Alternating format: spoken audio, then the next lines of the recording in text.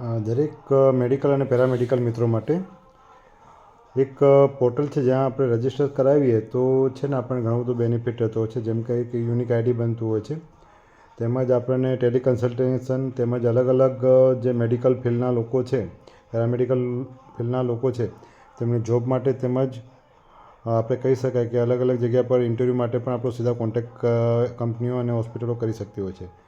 તો આ જે વેબસાઇટ છે એ national healthcare provider registry portal છે, જેના પર આપણે જઈને અપડેટ કરવાનું હોય છે. અપડેટ કર્યા પછી આપણી ડિટેલ અપડેટ કર્યા પછી સબમિટ કરાવવાનું હોય છે, જેનાથી એક યુનિક આઈડી જનરેટ થશે. આ યુનિક આઈડી ઓલ ઓવર ઇન્ડિયામાં એક કોમન રહેશે.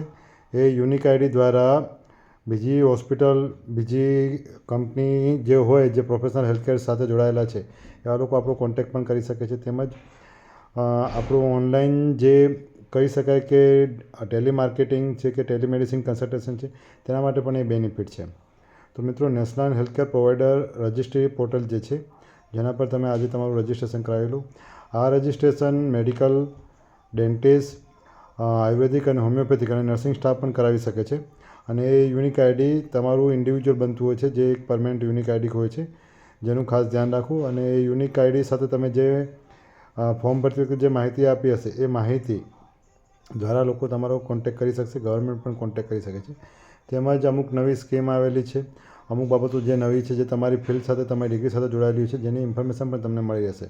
તો મિત્રો, આ ઓનલાઈન તમે કરી શકો છો. 10થી 15 મિનિટનું કામ છે, જેમાં તમારું મેલ આઈડી, આધાર કાર્ડ, તમે હોસ્પિટલ ચલાવતો હો તો હોસ્પિટલની ડિટેલ છે, બેડ કેટલા છે એની ડિટેલ હોય છે, અને જો તમે નર્સિંગ સ્ટાફ હોય તો એની ડિટેલ, તમારું મેલ આઈડી, એડ્રેસ અને આ બધી વસ્તુનું ડિમાન્ડ કરતા હોય છે. અને ફોન નંબરની જરૂર હોય છે. અને જે ઓટીપી જનરેટ દ્વારા કરીને તમારું એક યુનિક આઈડી જનરેટ થાય છે. તો તમે આ ઓનલાઈન જઈ અને તમે આ કરાવી શકો છો. Thank you.